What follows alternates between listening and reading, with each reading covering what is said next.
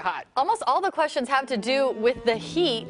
And we're getting this question in. The heat is cooking my herbs. They're in a windowsill box and they only get the morning sun. Is there anything that I can do? Okay, well, the good news for this is the peppermints and mints. Any part of the root system that's still alive, these plants will come back. That's why they're pretty invasive when you put them in the ground, and putting them in a pot is a good idea.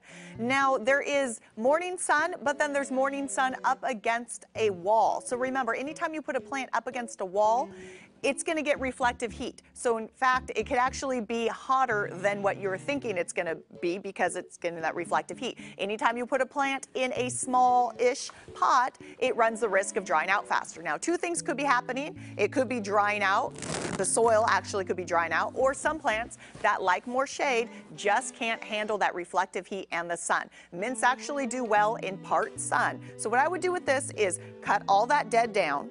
If you can, maybe put a little umbrella up, or check the moisture at the end of the day and see if it's the actual soil drying out or if it's just the reflective heat. Because you can, what I would probably do if they burn again is dig them up and move them somewhere else for the time being, and then maybe put like oregano or thymes that could handle more intense heat in the window box. Whereas, like I said, mints like a little bit of shade actually. So if it is that reflective heat, move those, try different herbs. But I don't think these plants are dead. It's really hard to kill mint.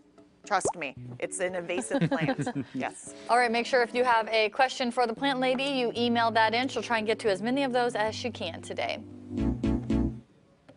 Well, grab your s'mores and